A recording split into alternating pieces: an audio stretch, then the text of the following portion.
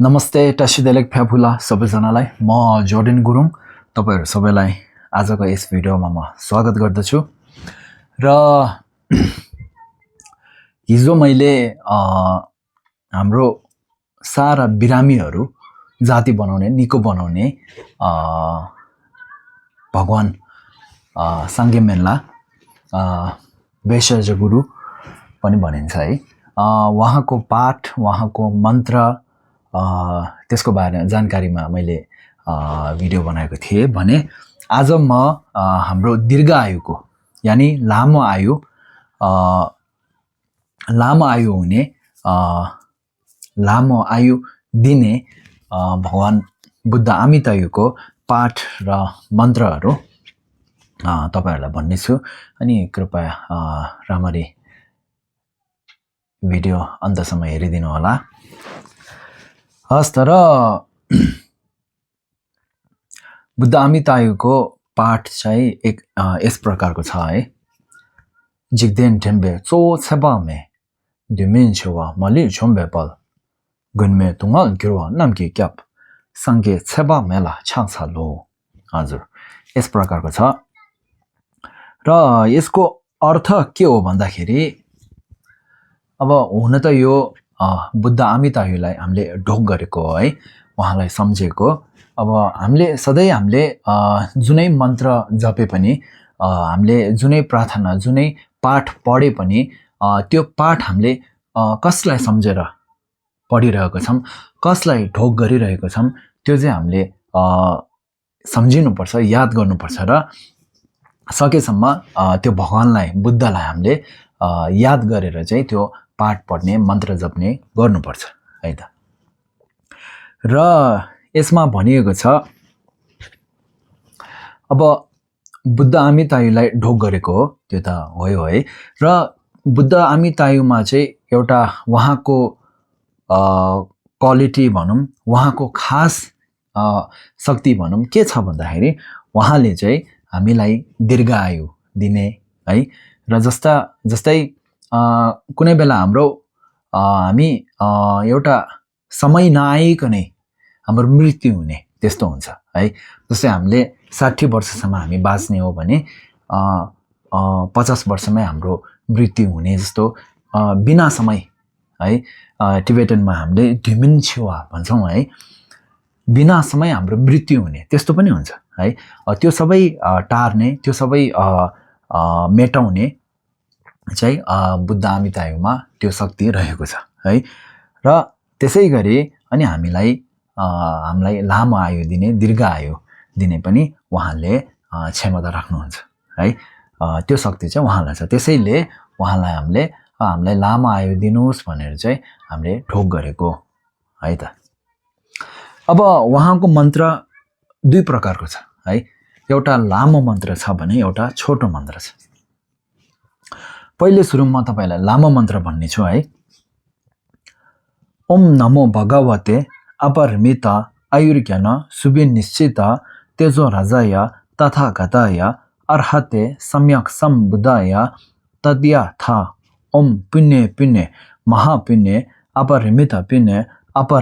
पुण्य ज्ञान सम्भरोपचित्ते ओम सर्व संस्कार परिशुद्ध धर्म ते गगन समुङ्गते सम्भव विशुद्ध महायान परिवारे स्वाहा। हजुर यो चाहिँ हो लामो मन्त्र है त। अब तपाईहरुले सक्नुहुन्छ भने यो लामो मन्त्र मनमा राखिकन है, नभए त्यो किताब हेरेर पढ्नु भए पनि हुन्छ, नभए अघि मैले देखाएको जस्तै लेखेको नेपालीमा लेखेको थिए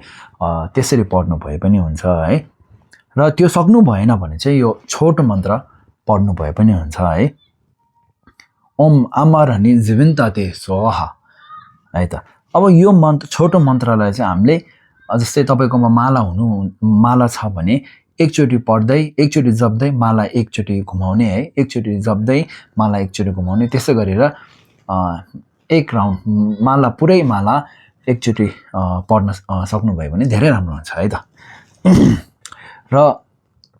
यो कहिलेकाहीँ नभइकन त हामीले हिजो मैले भने चाहिँ हामीले सधैँ आफ्नो जीवनमा बिहान बेलुका सधैँ हामीले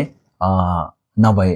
तपाईले अब तपाईकोमा समय कम छ भने 7 चोटी है ओम अमरनि जीवन तदेशो ओम अमरनि जीवन तदेशो ओम अमरनि जीवन तदेशो ओम अमरनि जीवन तदेशो ओम अमरनि जीवन तदेशो ओम अमरनि जीवन तदेशो ओम अमरनि जीवन तदेशो 1 मिनेट पनि लाग्दैन तपाईलाई है त 1 मिनेट पनि लाग्दैन है र त्यसैगरी अब समय धेरै छ भने तपाईले सक्नुहुन्छ भने त्यसलाई बढाउने 21 चोटी नभए 108 चोटी नभए दुईटा मानी घुमाउने 3 चोटी है त्यसरी तपाईले धेरै चोटी गर्न सक्नुहुन्छ है त यो मन्त्र छोटो छ ओम अमरनि जीवन तदे स्वाहा हजुर र अब जति जपिसकेपछि अन्तमा प्रार्थना गर्नु चाहिँ कहिले नभुल्नु होला यो म सधैँ भन्छु तपाईहरुलाई है र प्रार्थना चाहिँ यस प्रकारको छ प्रार्थना पनि लामो र छोटो छ म तपाईहरुलाई आज छोटो चाहिँ भन्ने छु है जिम्बा तोङसिङ छुल्टिम सोङवादङ स्वेबा कुमसिङ चुन्डी चोम्बादङ न्याम्बर छोसिङ नेलुक तो ग्युर्बे टासी देग्याङ देङदिर देलेशो लोग्या छोसिङ टेङ्ग्या थोङवादङ छेरिङ नेमे देगे फिन्सुम छो थेकबा छोगला न्याबर झुङ्ग्युर्दे टासी देग्याङ देङदिर देलेशो हजुर प्रार्थना यस प्रकारको छ अब यो प्रार्थनाको छोटो मतलब म तपाईहरुलाई भन्ने छु है यो प्रार्थनाको मन्त्र भनेको अब हामीले कसलाई ढोग गरिरहेको छौं अहिले हामीले बुद्ध आमिताहरूलाई ढोग गरिरहेको छौं के कारण ढोग गरिरहेको छौं भन्दा हामी सबैको अब मैले पहिल्यैदेखि भन्थे कि हाम्रो धर्म गर्ने बेला तपाईको सोचलाई लिएर चाहिँ तपाईले एउटा 1 मिनेटको धर्म गरे तापनि त्यो 1 मिनेटको धर्ममा तपाईले तपाईको सोच ठूलो छ भने तपाईले धेरै पुण्य कमाउन सक्नुहुनेछ है त र तपाईको सोच सानो छ आफूमाथि सीमित छ भने थोरै नै पुण्य कमाउनु हुनेछ है त र तपाईले मानौं अब 7 चोटी यो मन्त्र जपे तापनि त्यो मन्त्र जप्नु अगाडि त्यो भगवानलाई ढोग गर्नु अगाडि चाहिँ हामीले यस्तो सोच्नु पर्यो कि म है अनि म जस्ता सारा प्राणीहरु है संसारका सबै साना ठूला सबै ठूलो सानो अनि तल्लोको माथिको सबै प्राणीहरुले चाहिँ अनि लामो आयु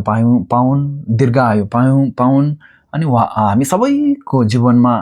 केही बिमार नहुन् है दुःख कष्ट नहुन् भन्ने त्यस्तो सोचेर पहिले पाठ पढ्ने मन्त्र जप्ने र अन्तमा प्रार्थना गर्ने है त त्यो गर्नुभयो भने त्यो धर्म चाहिँ एकदम सही के भन्छ सही प्रतिशत राम्रो है शुद्ध हुनेछ है त र अघि भन्न खोजेको यो प्रार्थनाको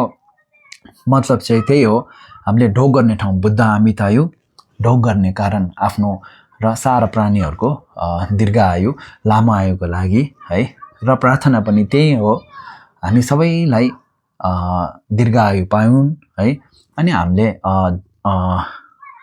धेरै भन्दा धेरै बुद्धहरुको दर्शन पाउन् है र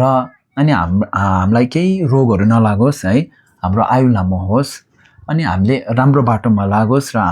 हामी सबैले बुद्धत्व हामीले जति धर्म गरे तापनि अन्तिममा हामीले गर्नुको हाम्रो उद्देश्य है हाम्रो भनौं एउटा पुग्नु पर्ने ठाउँ पाउनु पर्ने चीज है त्यो भनेको बुद्धत्व है बुद्धत्व प्राप्त गर्नु त्यो चाहिँ हामीले कहिले भुल्नु भएन है त र त्यही भन्दै छु अनि हामीले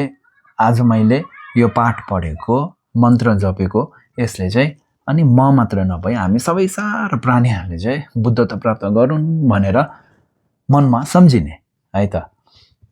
हजुर यो चाहिँ थियो अनि बुद्ध आमितायु दीर्घ आयु लामो आयु दिने भगवान बुद्ध आमितायुको पाठ मन्त्र र प्रार्थना है र भिडियोको अन्तसम्म हेरिदिनु भएकोमा धन्यवाद र यसैगरी म अरु पनि बुद्धहरुको भगवानहरुको पाठ मन्त्र प्रार्थनाहरुको विषयमा तपाईलाई भन्ने छु है र फेरि भिडियो हेरिदिनु होला र त्यसैगरी धर्म सम्बन्धित अरु